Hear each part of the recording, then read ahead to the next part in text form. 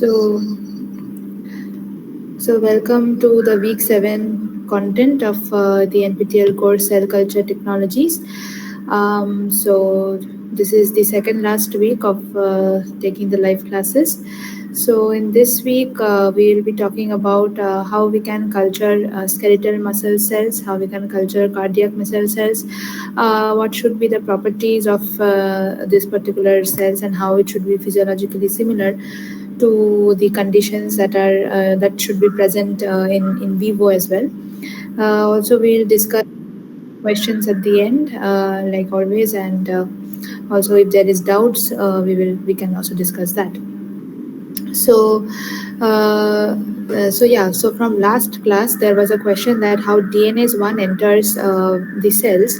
So basically, in terms of cell culture, DNase one does not need to enter the cell. So what happens is, if the cells are too stressed, or if the cells are undergoing like some apoptosis, then those cells will release their DNA into the medium, and because that DNA is released, the other cells, like the DNA which is released from the dying cells, so the other cells which are there in the medium, they tend to, like this, the DNA that is released in the medium, that becomes very sticky, and so the other cells in the medium, they tend to stick to each other, because there is the DNA from the dying cells present, and so in order to remove the clumping, we need to use DNase 1, which will keep the DNA which is present outside the cells, so it does not need to enter the cells that way. So the clumping of cells basically needs to be can be avoided by adding DNase 1,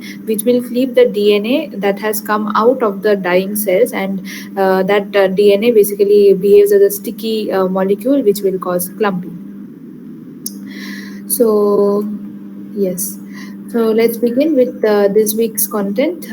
So single cell suspension. So we have been talking about this cell suspension for a couple of classes now, and so again we will repeat it. Basically, if a particular tissue, suppose a liver tissue, it has different types of cells present in different region.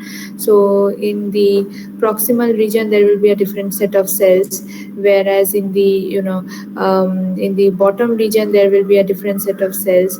So depending upon the different set of cells, when the tissue is being homogenized, we will get basically a mixture of different cells.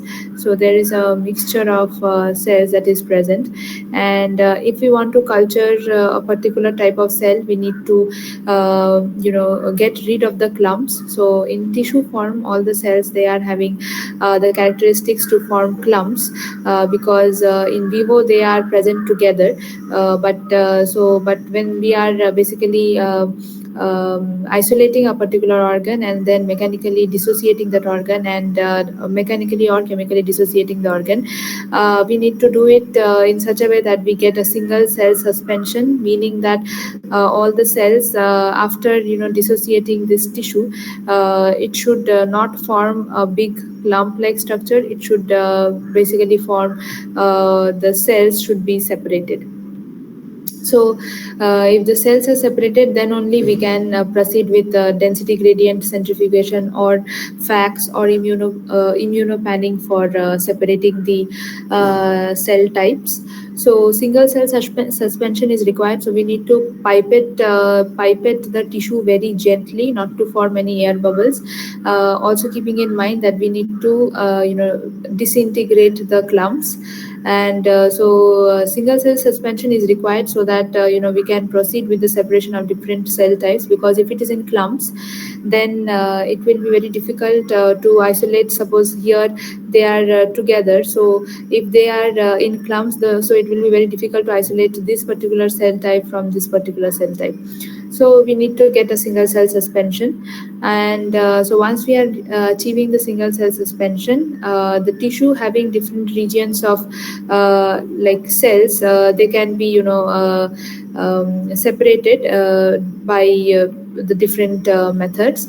So basically, the tissue has different regions of cells that perform different functions. So we need to isolate a different. So we need to proceed with the isolation of different part of the particular organ, and we need to go with like proper disintegration and forming single cell suspension. So after mechanical and chemical dissociation of this tissue, each cell type can be separated using the density gradient centrifugation, immunopanning, or FACS. So immunopanning is where antibody is against a particular receptor is plated on a dish, and then the cells which are expressing that receptors can bind to this antibody, and basically it can bind to this antibody and show interaction. So fluorescence activated cell sorting, or FACS, it's also another method, which is it's basically it's a technique, and it is also used apart from immunopanning. FACS is also used for separating the different types of cells based on the unique receptor of the cells. So FACS uses fluorescence. So as the name suggests, it's a fluorescence activated cell sorting. So it makes use of fluorescence tag, and these fluorescence tags are against receptors which are unique to a particular cell. For example, if you want to separate T cells, T helper cell, and you want to separate T cytotoxic cells, so T helper cell has CD4 as its unique receptor, and T cytotoxic cell has CD8 as its unique receptor. So if we want to separate TH cells and TC cells, we can basically design antibodies against CD4 and CD8. So these antibodies, basically primary antibodies, can bind to CD4 and CD8, and like secondary antibodies we can give with different colored tags. So suppose CD4 is having red fluorescent tag, and CD8 is having green fluorescent tag. So generally we don't give tags directly to the primary antibody because it is very costly. I mean, so we cannot use it for all other purposes, because if we give the tag directly to the primary antibody of CD8, then this antibody, suppose we have a CD8 antibody, and this CD8 antibody has a tag with the green color. So first of all, it is very expensive, and then we cannot use this for all other cell types. So although this is like this can be done, like the primary antibody itself can be tagged with a fluorescent protein, but it is not done so that to avoid heavy costs. Instead, what is done is the primary antibody is designed, and secondary antibody is tagged with a fluorescent marker. So this secondary antibody, red or green, can be used for other types of primary antibody as well. So it is like it can be like better way to save money. So using fluorescent tags with particular antibodies, we can separate two different population of cells or three different population of cells. We can separate red, green, yellow, blue. So it depends upon how the fax machine laser is, because the stronger the laser, it is better. It can better detect the signals, and it can better resolve the signals, because sometimes green and blue, it is like almost in the same range, so it is very difficult to resolve it. But if the fluorescence, the fax machine, if it is having a very expensive sensor, then it is good to go. Otherwise, if we are having a lot of cell types to separate, then we have to go it batch by batch, not together. Suppose if we have 6 cells to separate, then we have to separate first 3 cells, 3 set of cells, and then the remaining set again we have to separate it with different with the different colors. So these are the methods which can be used for separating the different cell types. And so fluorescence activated cell sorter, or there are different other fluorescence activated cell sorting, or immunopanning, or ELISA or immunoblotting, or what we call is Western blotting. So these are basically immunotechniques, and these are kind of like very commonly and routinely used in all the experimental labs. So this is Western blotting. Uh, so this is very commonly used techniques, and so any technique which uses antibodies to carry out the experiments, it's known as immunotechniques. So you might have heard about immunodiffusion, immunofluorescence, ELISA, Western blotting or immunoblotting, flow cytometry, etc. So all of these techniques, they require antibody. So immunodiffusion, it is used when we have a particular plate, and this plate has a antigen in the center or maybe antibody, and there are different antibody 1, antibody 2, so different antibody it is present. So basically the antigen will, so this is an agarose plate, this is having agarose in it. So this is an agarose plate, and so if there is an antigen antibody interaction, and so antigen antibody interaction at equivalent concentration, so at the concentration where antigen is equal to the concentration of antibody, there will be a formation of precipitin line. So this precipitin line can be it's a measure, it's used to measure whether or not a particular sample has the antibody against the antigen. So suppose there is serum samples collected from different patients, and there is the target antigens kept in the center of the well.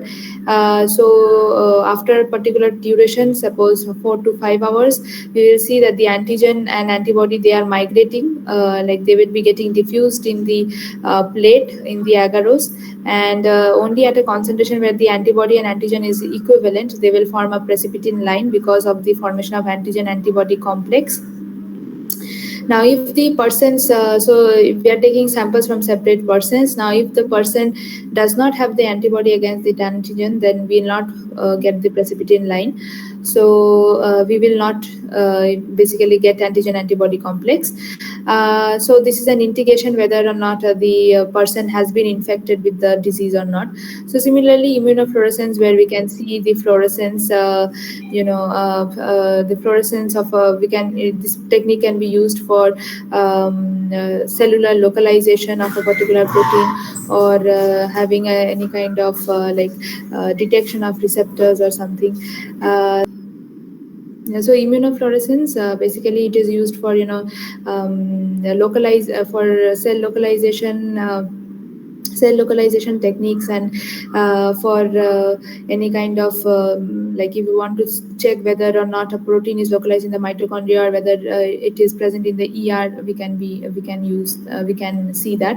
And there is another technique which is ELISA. So ELISA is also similarly, it uses antibodies to detect the antigen antibody reaction, just in it is similar to immunodiffusion, but it forms more soluble complex, which can be detected it can be detected in OD values. It uses a chromogenic substrate.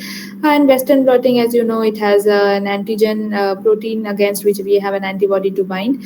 Flow cytometry also uses an antibody where we can detect the receptors. So all these techniques which uses receptors and uses antibodies are known as immunotechniques. And so in order to carry out these studies, we need to first purify the antibody from the serum via different chromatographic techniques, like affinity chromatography, ion exchange chromatography. So depending upon what is the structure of the protein and what is the structure of this antibody, we can basically differentiate, we can purify the protein, purify the antibody, and depending upon how much purified it is, it can be either monoclonal or polyclonal. So basically, for purification of antibodies, for using in FACS or using in immunopanning, we need to first inject the antigen into the mouse, and this antigen may have different epitopes. What are epitopes? So epitopes are regions which are recognized by the antibody. So even in our set of proteins that we are using, suppose any marker protein that we have, for example, I'm taking GPCR. So GPCR is a very big protein. Now we cannot design an antibody against the whole protein, but we can design antibody against a particular epitope or a particular region of this GPCR which can be recognized by the antibody.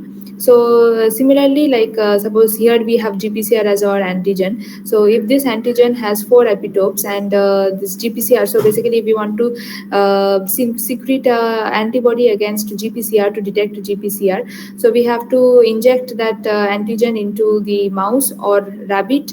So that is the host animal, and so when we are injecting it, we can isolate the serum, and in the serum we will get antibodies against each of these epitopes. We will get antibody against all the epitopes that are present: antibody 1, antibody 2, antibody 3, antibody 4, basically against all the 4 epitopes. This is polyclonal antiserum. But we can also purify singular epitopes and form monoclonal antibodies. So always monoclonal antibody purification is very expensive, and monoclonal antibodies are very, it's difficult to purify because it's almost having similar molecular weight.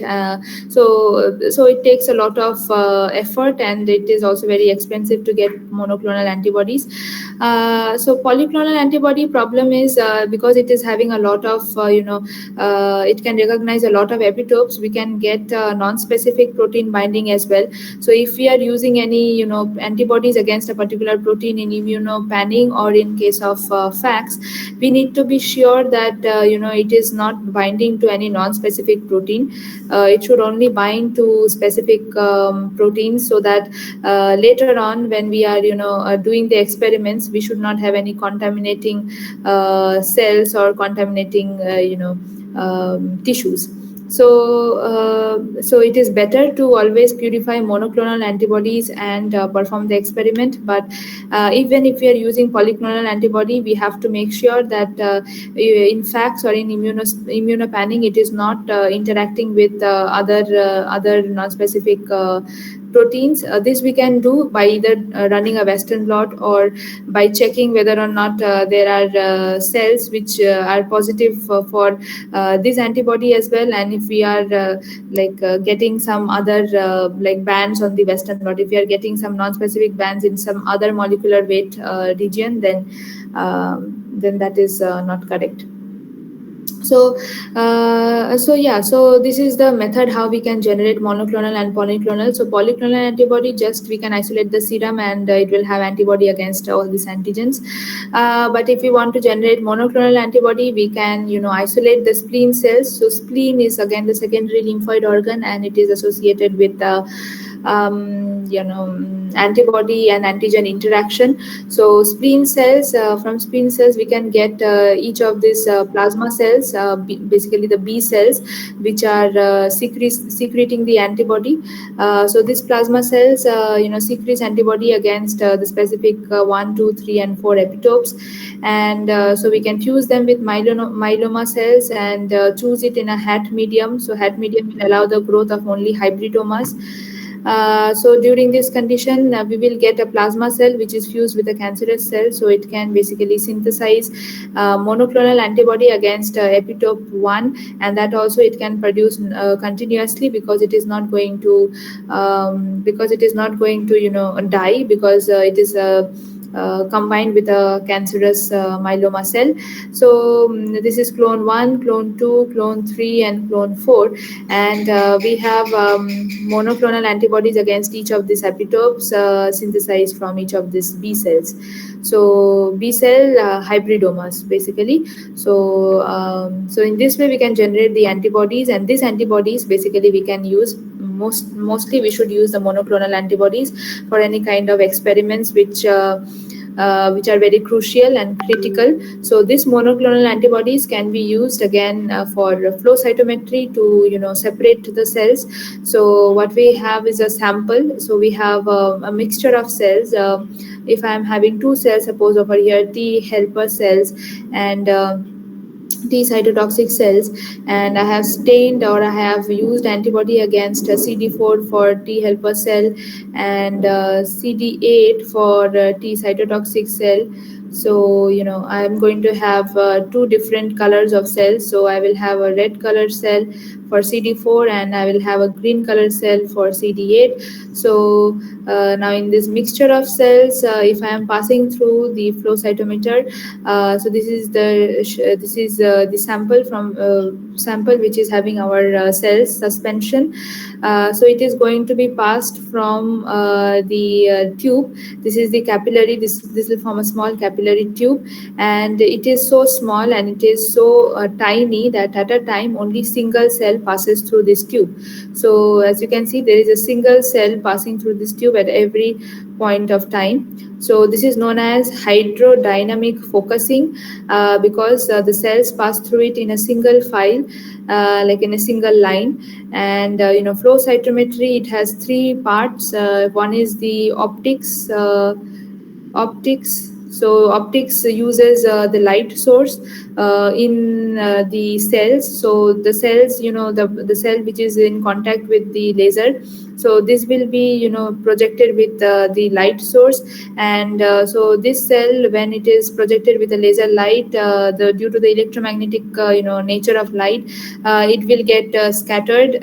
So we will get two types of scattering. Some light will be scattered from the sideways, that is called the forward scattering, because in this type of scattering we get to know the size of the cell. So fax is used for methods other than just just detecting the red or green color. So forward scattering is used for detecting the size of the cell. So if it is bigger size, then there will be, if the cell size is bigger than this, then the forward scattering is going to be big. So it can detect cells based on sizes. So if we are suppose separating neutrophils, monocytes and lymphocytes, on the basis of the sizes we can separate. So forward scattering helps in separating the cells on the basis of their sizes, whereas there is other type of scattering where the light source passes through the inside of the cell, and on basis of how much granularity is there. So if there is if the cell is more granular, then it will give more scattering. So that is known as side scattering, or SSC. So this is basically forward scattering, or FSC. This is forward scattering.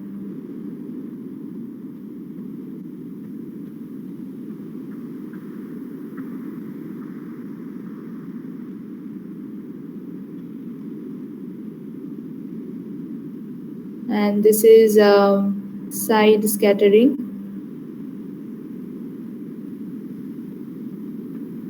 So forward scattering and side scattering is depending on the size and the granularity of the cells respectively. So ignore my handwriting. And so yes, so depending upon the size of the cells and depending upon the granularity of the cells, it can be separated. Also the fluorescence can be detected depending upon, if we are giving a red fluorescence, then the red fluorescent cells will be detected and it will be separated in a separate separate vial, and green fluorescence, it will be separated in a separate vial. So basically running a fax machine is so it's a machine, so we need to train it. So before before passing this sample cells, we have to set gating. So this is gating. So we have to set a gate at which we will say that, okay, so this is the gate for red channel, and this is the gate for the green channel. So anything which comes in this gate will be in the red, and anything which comes in this gate will be in the green. So depending upon that, the sensor can sense, okay, so this so initially we have to give a control cell. Suppose I will give a green cell and tell that this is the green color. So if you are getting emission like this, you are going to separate the cell over here. Then I will give a control red cell to say that this is the red color, and you have to separate red cells. If you are getting some kind of wavelength emitted from the experimental cells, if you are getting a wavelength which is similar to this red cell, then you have to separate it into another red colored another vial. So that is called gating. And so as I was saying, flow cytometry has three basically units. One is the optics.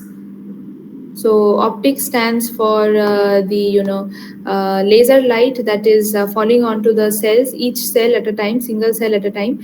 So this is going to give the forward scatter, side scatter, and also the fluorescence it can detect. This is the optics. And then is the fluidics. So fluidics, is the sample which is present in the fluid. It's in a buffer. The sample has to be present in a buffer, so, and that is passed through this channel in a capillary tube. This is the fluidics part. And we have the electronics. So electronics is the region where all the signals have been converted, and you can get a fax graph like this. So you will get, so each dot here represents one cell. And so you can see the population of neutrophils, and you can see the population of monocytes and the population of lymphocytes in a in the computer. So that is the electronics. So here, from here we can separate. So if we are having human blood leukocytes, and we want to separate neutrophils, monocytes, and lymphocytes from there and culture them separately, then we can basically run them through fax and see at what region these neutrophils, monocytes, and lymphocytes are falling. And we can basically get each of these fractions separately and grow them separately.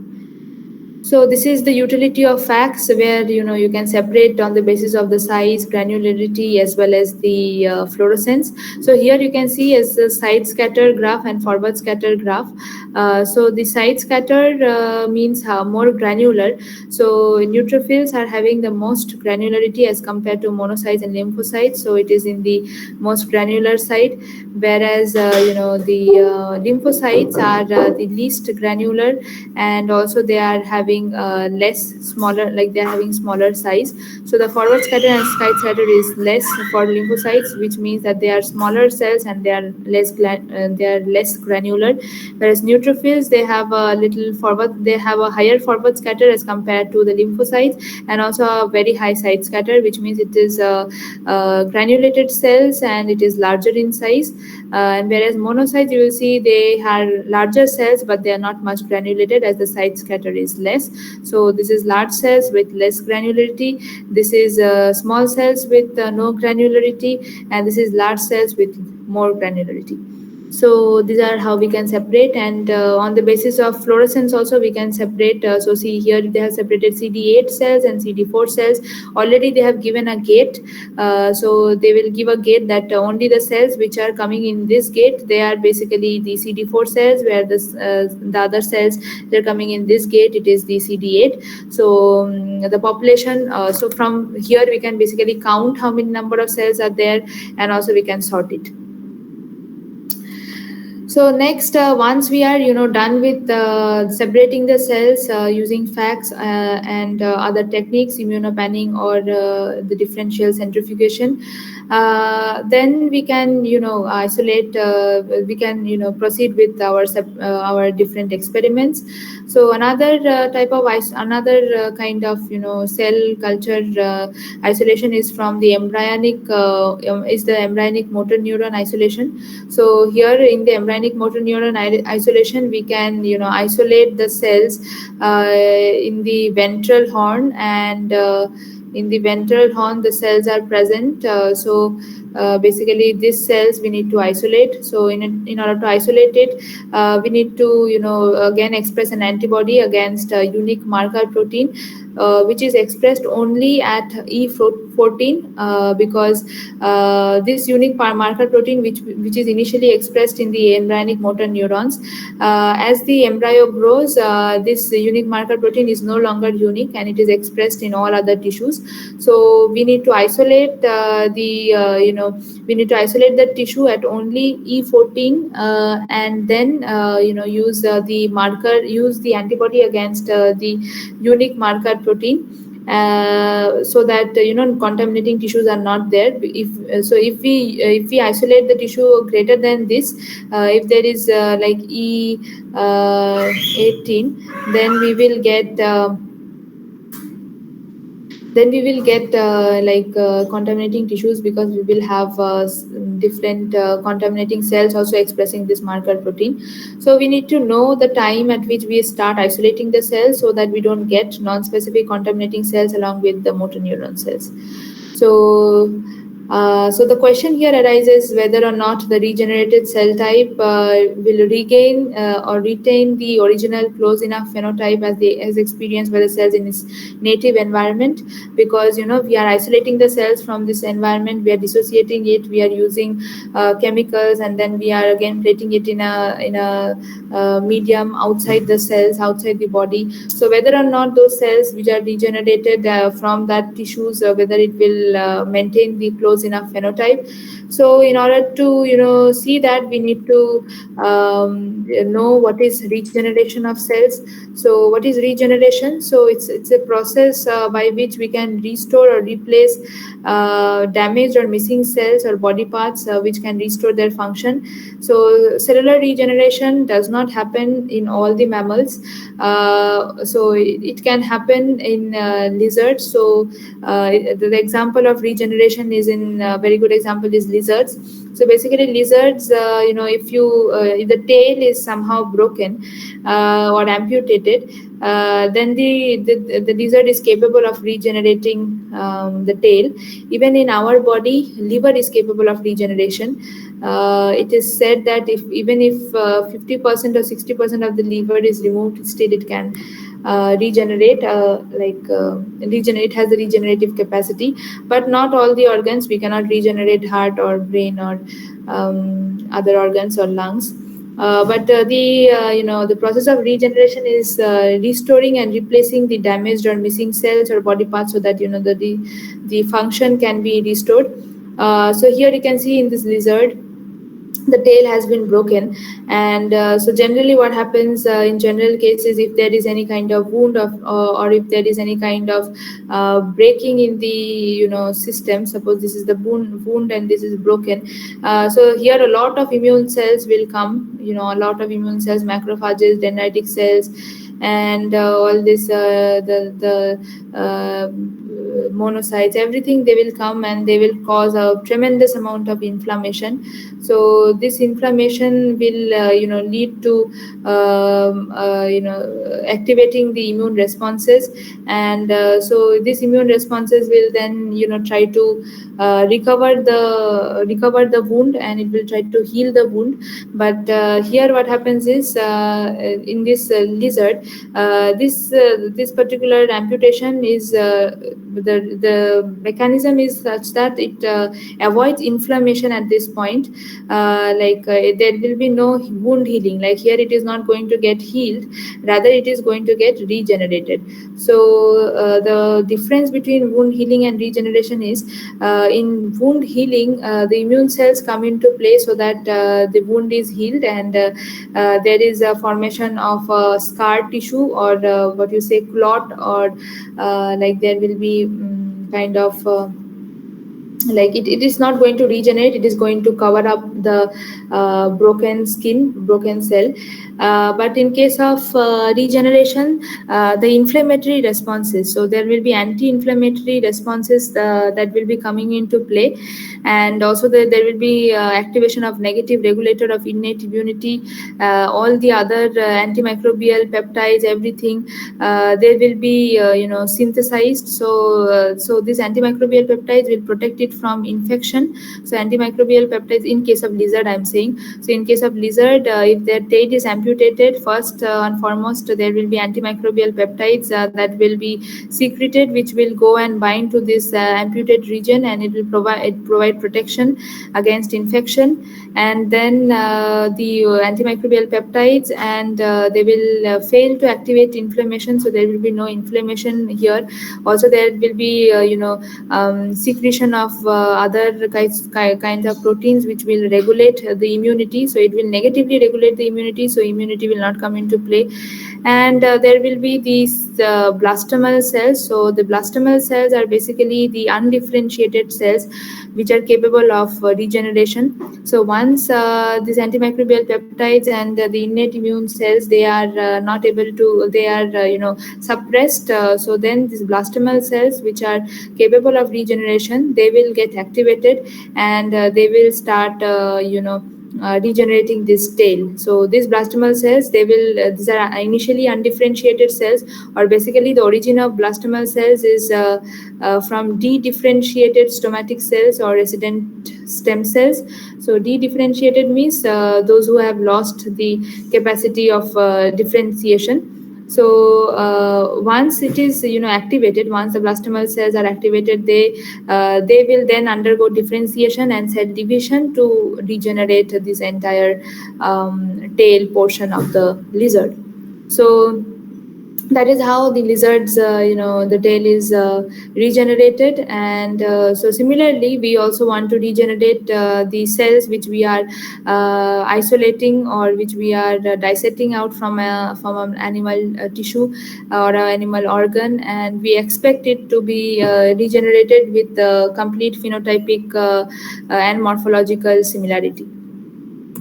So the characteristics of degenerated cell, ideally, they should be similar to the cells that it was in their native conditions. So one should be the morphology should be comparable, and second should be the functionality should be same. Like insulin secreting cells should secrete insulin, whereas the neuron should be able to transmit neuronal signals. Cardiomyocyte should be able to show beating. So all this functionality and morphology should be similar.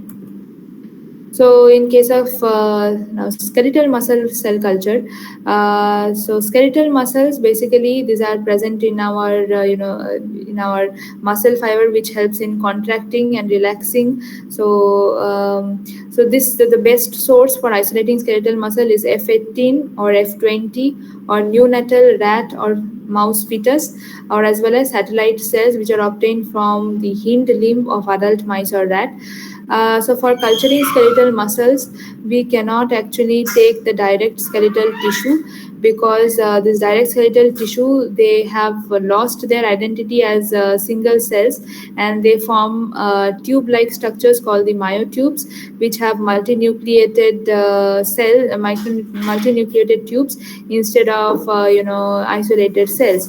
But during cell culture, we need to check the characteristic of the skeletal muscle cells, so we don't want it to lose its identity and form a tube. So we want to basically so we cannot take direct skeletal tissue for growing the skeletal muscle cells, because they will lose their individual identity and they form multinucleated tubes, which is called the myotubes, from where we cannot regain the single cells. Like from here we cannot regain the single cells. Once it is lost its identity, it's basically differentiated, so we cannot reverse that process for skeletal muscles at least.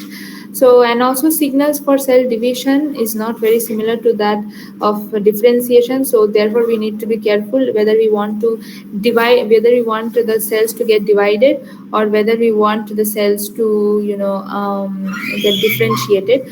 So the signals will be varying accordingly, according to our need and according to our experimental demand. So after differentiating, the myotubes should start contracting. Like this is a feature of skeletal muscle. So generally, after if you are isolating the cells from the if you are isolating the skeletal muscle cells from the satellite cells, so we expect that after after dissecting the hind limb, so after dissecting the hind limb from the mouse or rat, so we can basically expect that there is a clump of cells. This clump of cells can be broken and this can be homogenized, so that we'll get a single cell suspension. And once we are getting a single cell suspension, this single cell suspension can be grown in a particular media which is having all the appropriate nutrients for growing these cells. And once we have those, then each of these cells, basically they will form clumps with each other. They form clumps like this.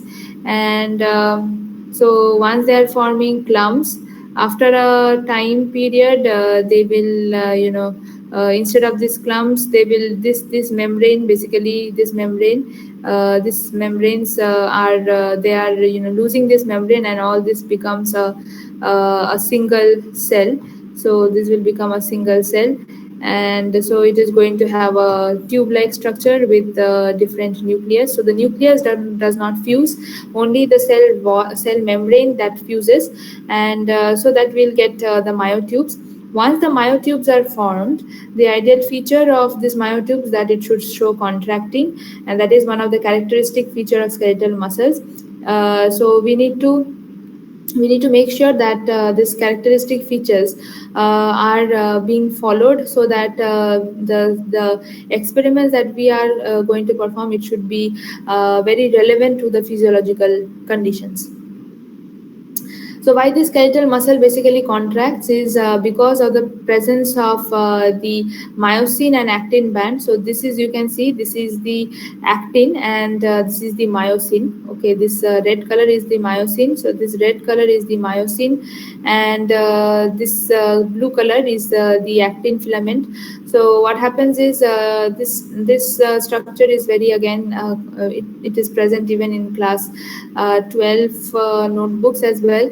So what happens, this actin band, alternatively we have actin myosin, actin myosin, actin myosin bands, and we have two actin bands with one myosin. So this myosin heads that you see, these heads basically bind to this actin. Here you can see the myosin head.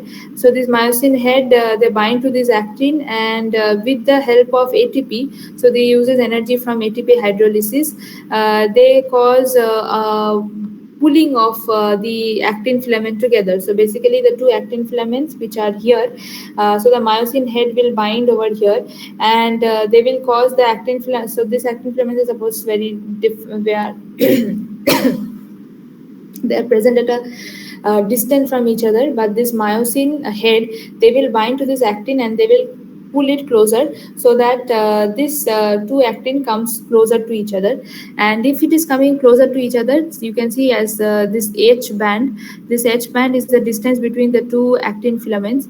If this actin filament is coming closer, this H band decreases, and this is known as the contracted state of the skeletal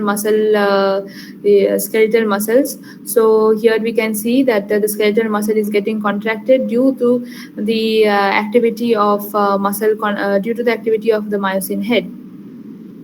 So due to this contraction, we should also see, this is basically a structure of a myotube.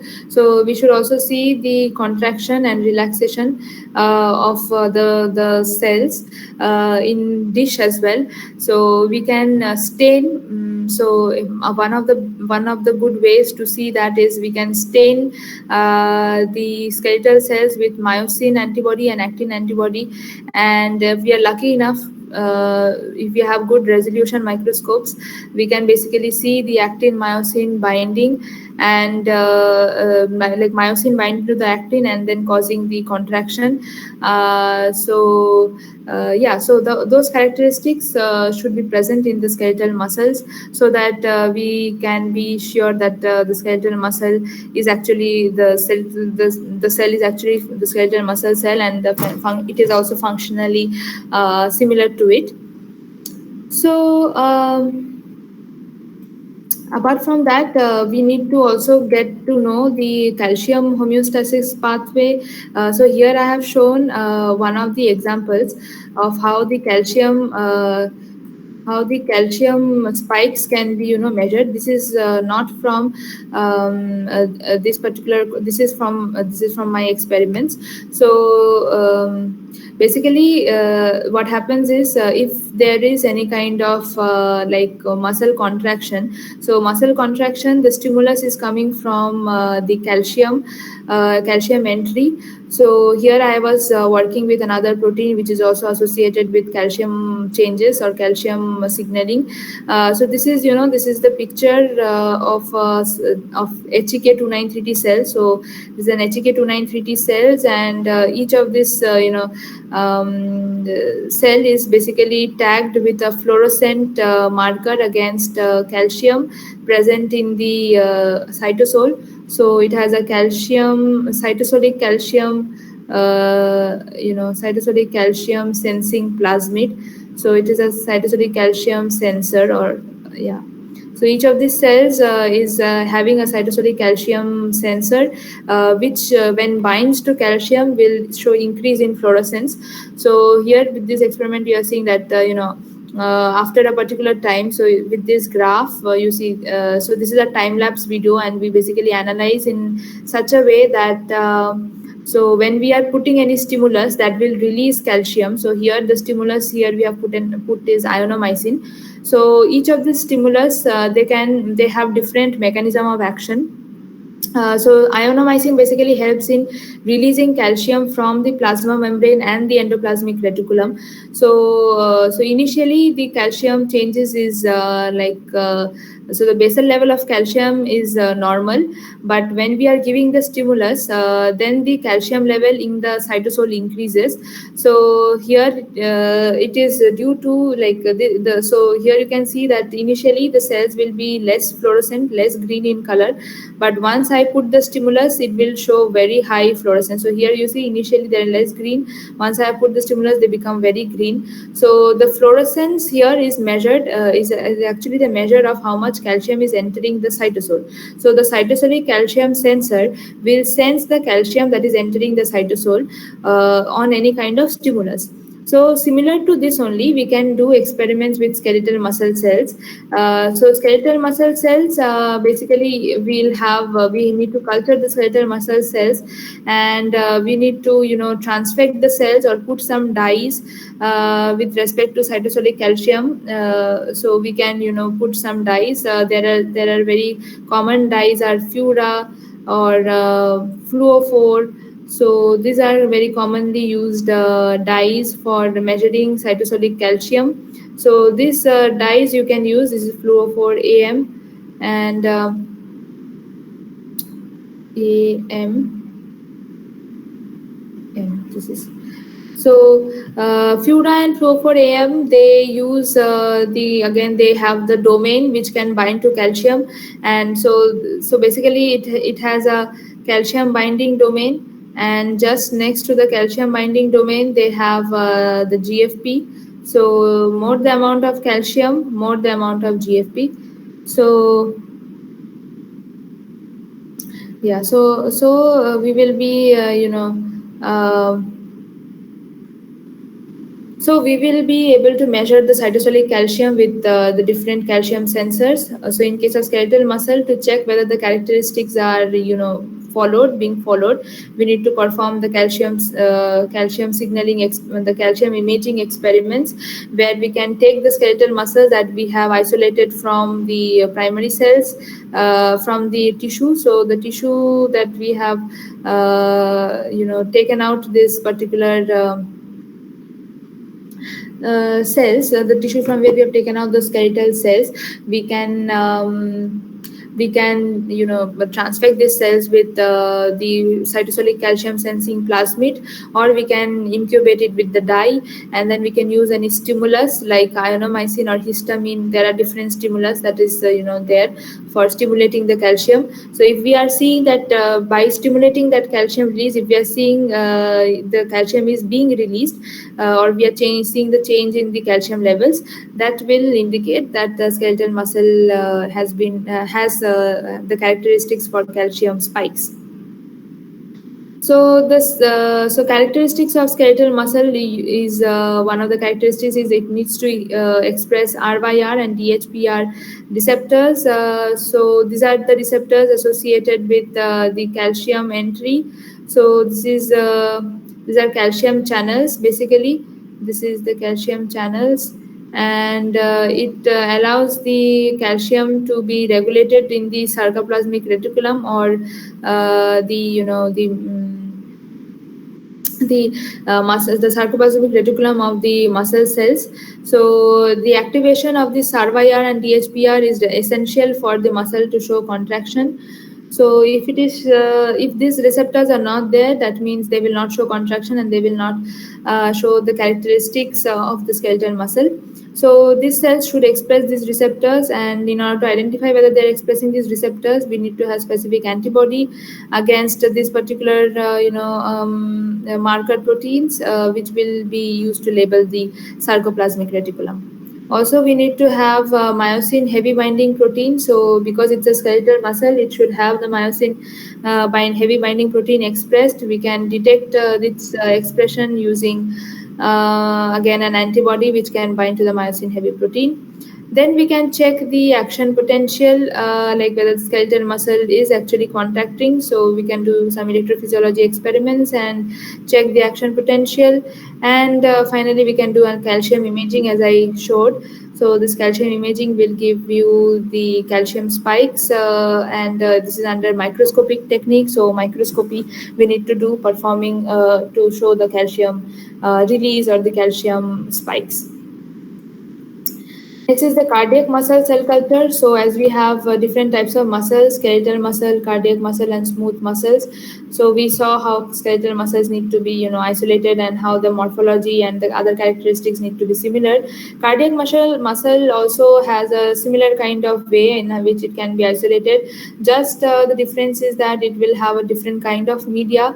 So cardiac muscle, like the skeletal muscle, or it also should show spontaneous contraction, because these are the heart cells, cardiomyocytes. The heart cells, they should show beating, and so heart can be isolated in this medium of L15 and B27, which will contain glutamax. It's a alanine and glutamine, so it should contain this, so that the heart cells have proper nutrient. So we need to again mechanically dissociate the heart tissue, spin it down, pellet it into a single cell suspension, aspirate the media, and then resuspend the cells in fresh media. So we need to add sodium bicarbonate containing media, so that this sodium bicarbonate containing media is different from the media in which the heart was isolated. So while plating it, we have to plate in a different media.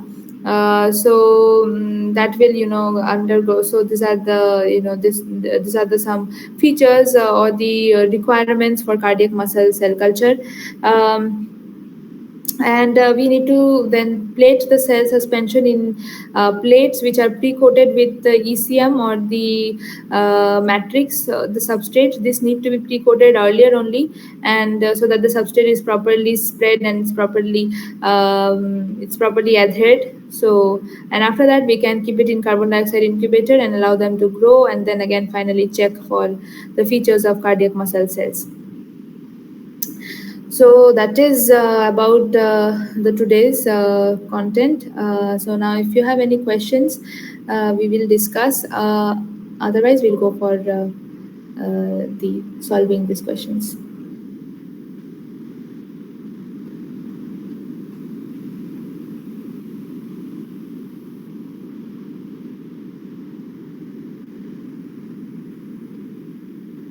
Okay, so if there is no questions, then maybe you can solve the questions and let me know the answer in the chat box.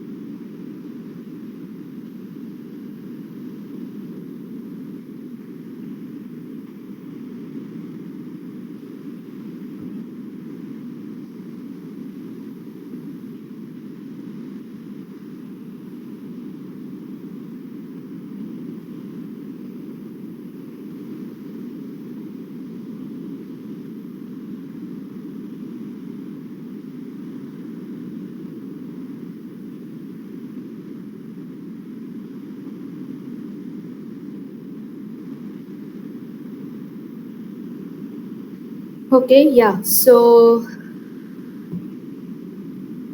yes, the correct answer for this lizard tail skeletal regeneration, it combines the aspect of fracture healing and the blastema based regeneration.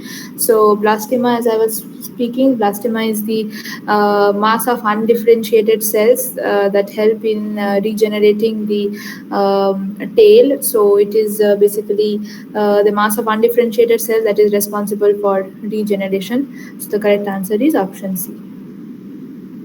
Question.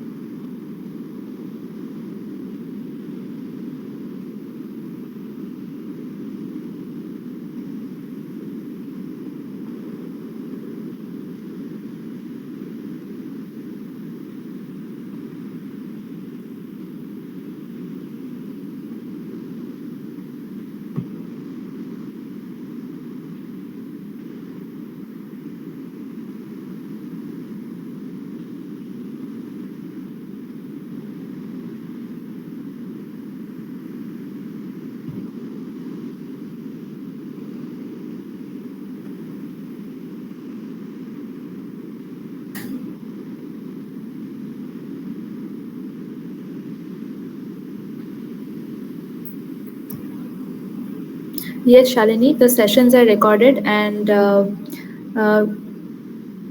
and we have the recorded versions in YouTube. So I have uploaded all the links till. So we had 6 classes. So all the links of 6 classes is there, and also the presentation slides. These are also there. The PDF version, so you can access it whenever you want to view it. Okay, so for this answer, okay, most of you have given the correct answer. So the regenerated lizard tails, these are known as the imperfect copies. They do not have the exact exact copy as to the original tail, because the blastema cell, it is it is an undifferentiated cell, and they are going to get differentiated to form and regenerate the tail. So the original features of the tail that it was having, the original characteristics, it will not be similar in the regenerated tail. So these are imperfect copies of imperfect copies, and because they have several morphological differences. So the answer is option C. So the next question.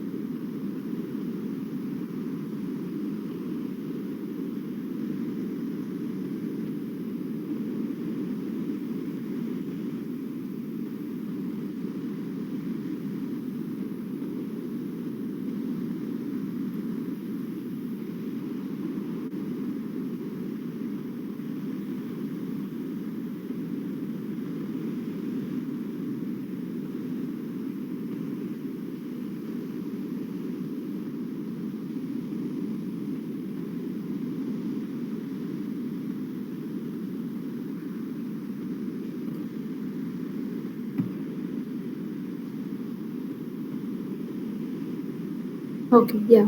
So the correct answer for this is blastema, because that is the progenitor for regenerative tissue. So option B. Next question.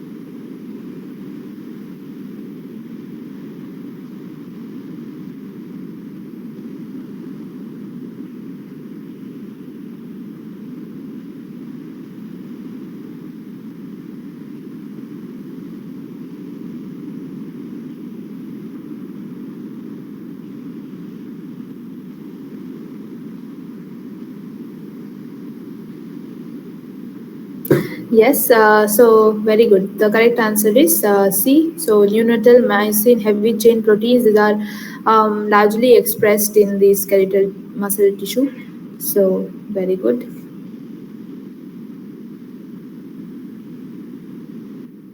Next.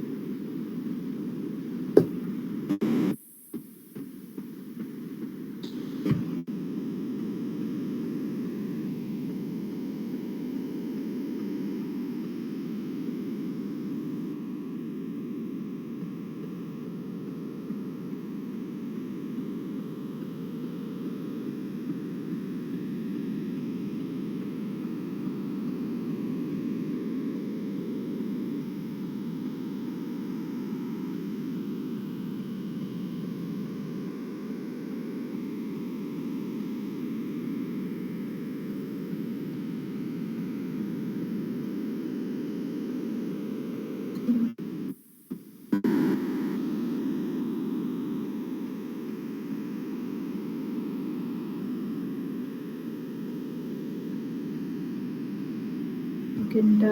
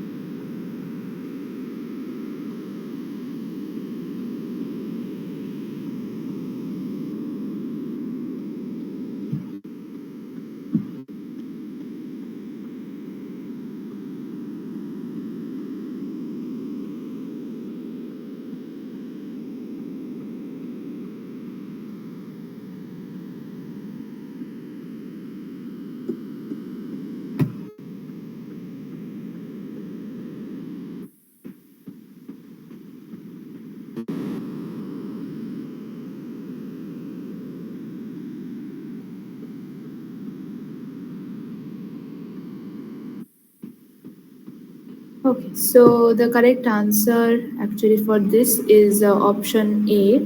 So,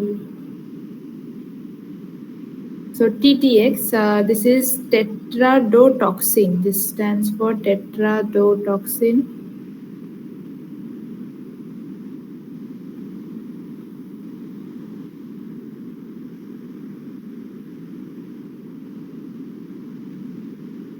So this basically it interferes with sodium channel, and it does not allow the so because during muscle contraction, so during muscle contraction we need the sodium channels as well as the calcium channels should be activated. So sodium and calcium, so this sodium and calcium channels need to be activated so that the nerves, so these are the basically nerves.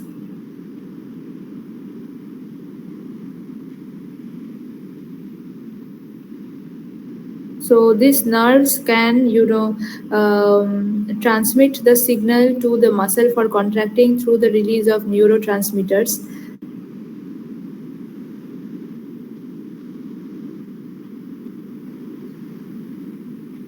But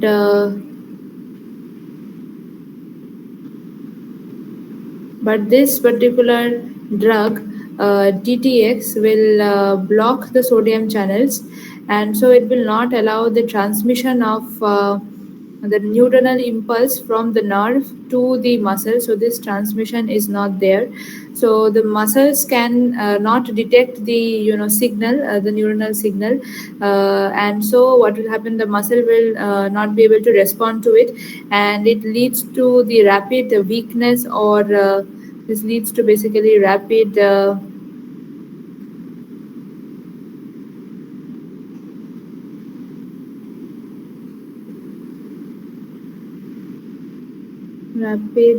weakness or paralysis of the muscles.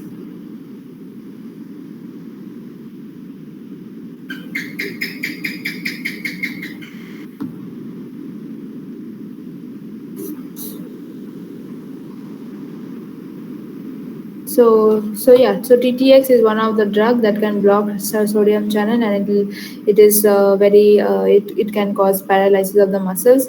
Also, to some extent, it can happen in respiratory tract also. So if respiratory tract contracts, it causes paralysis, then it can lead to death as well. So yeah. So Devika, or how many marks final exam? I have no idea actually, Devika, for because the final exam question paper or the marks and all, I am not very aware of it, because that is the uh, professor and the other TAs. So I am just conduct. I only have to conduct the live sessions. The how much question paper and all that, I am not very familiar with what is going to be the question paper, or what is going to be um, the pattern or so.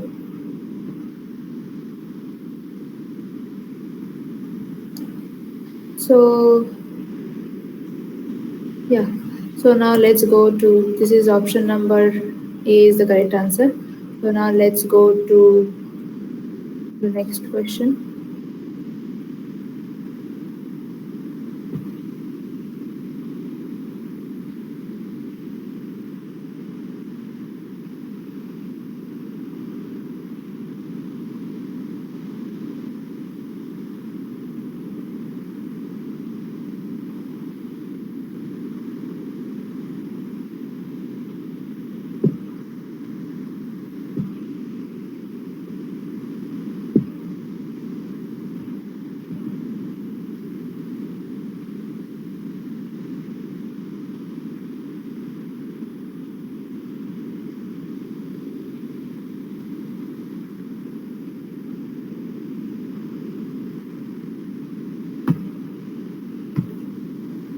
So what is 4AP? So 4AP is actually that is amino. Wait, what is that? Is That is actually a potassium channel blocker. So this 4-AP is a drug. It's not a drug. It's a blocker for potassium channels. So yeah, it is full form is 4-aminopyridine. That is the full form.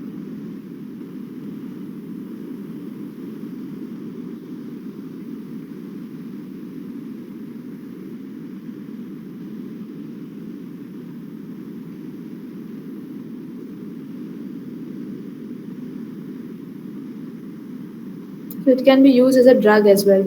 Okay. It can be used as a drug. 4-AP can be used as a drug as well. So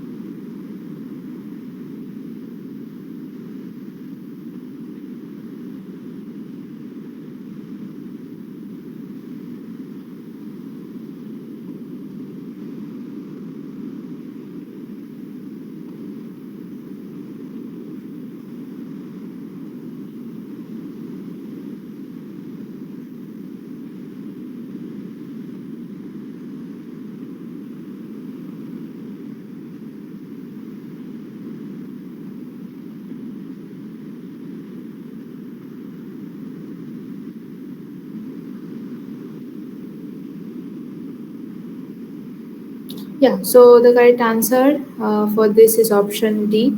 So, animal origin free medium. So, it means that it should not have any substance which is from animal origin. So, the statement A is that it is not manufactured using any raw material ingredient derived from animal, including human, tissue, cell, or body fluid. No animal derived materials should be used as starting material or in the primary level manufacturing process. This is correct. See, the components used to manufacture the raw material ingredients should not be derived from, neither it is the raw material ingredients are derived, nor the components for the raw materials should be derived from animal tissue or cell, body fluid, or other secondary level of manufacturing. Also, the ingredients and components may be produced by the extracted by or by extracted from plants, bacteria, or yeast, or cell-free systems and derived from them, or may be produced by organic synthesis. So all this animal origin-free medium is not having any kind of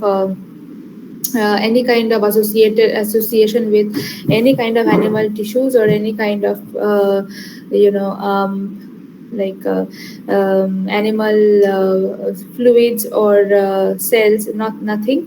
All the ingredients as well as the components for the ingredients, everything has to be prepared from either from bacteria or plants, or it can be organically synthesized, chemically it can be synthesized without using any kind of animal tissues. So also it may contain recombinant animal or non-animal proteins, so provided that they are expressed in plants or animals. So all this animal origin free medium, all these statements basically holds correct. So option D is the correct answer. Now the next question.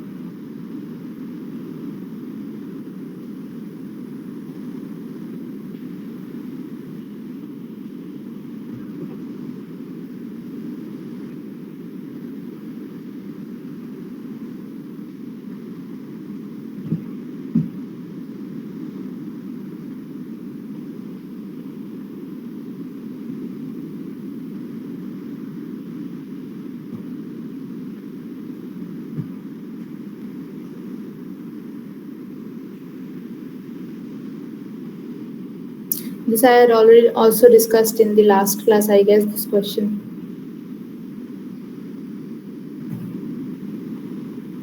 Yeah.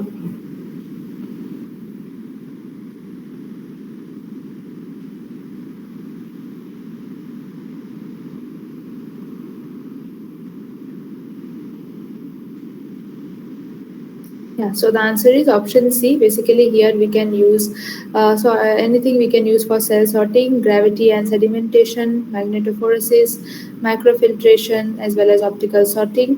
So, gravity and sedimentation will distinguish the cells based on their molecular weight. Magnetophoresis based on their magnetic capacities, like we can separate the red blood cells. Microfiltration depending again upon the size, so we can have filters of different sizes, and then we can filter out the cells. uh, then optical sorting, so optical sorting basis on the basis of basically like if there is any fluorescence or fluorescence marker, like fax, we can use for optical sorting. So option C, that is the correct option. The next question.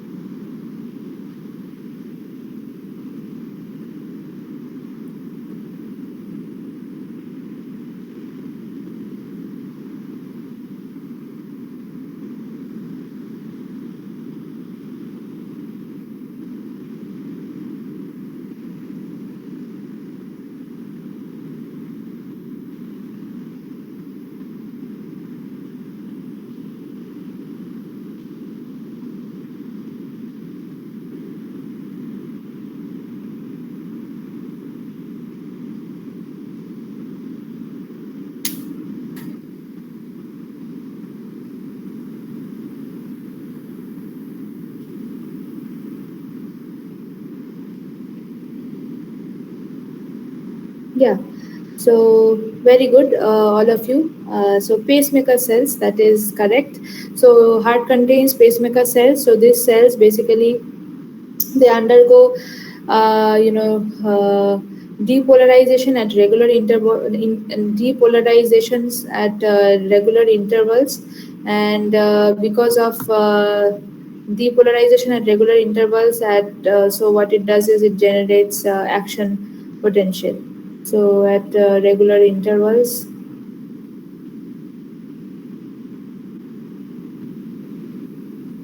so that generates action potential, and therefore it is electrically active. So the correct option is option C. Now the last question for today.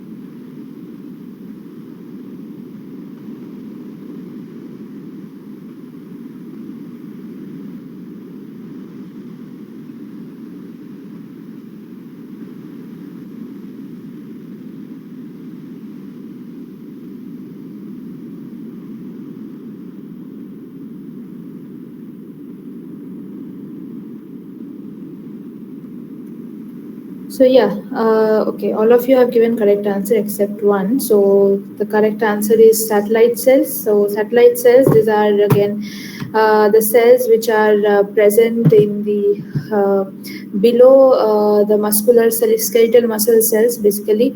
So all the skeletal muscle cells which have myotubes. Sorry. It's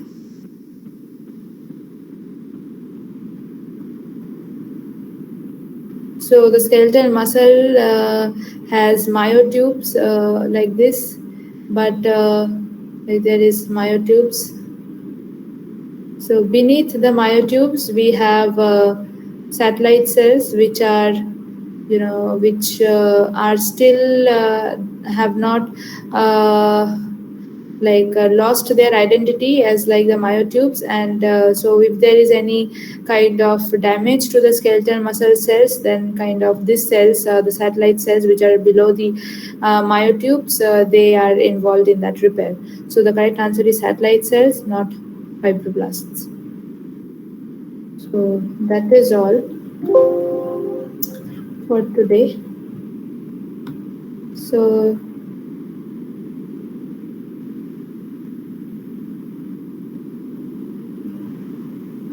so you have any other questions?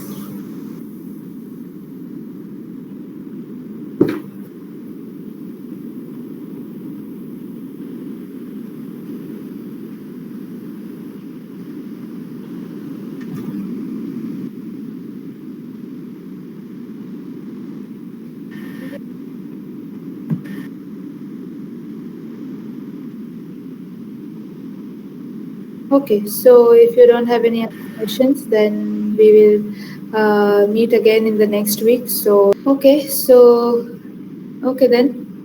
Thank you everyone for joining. We'll see again next week. Okay, bye.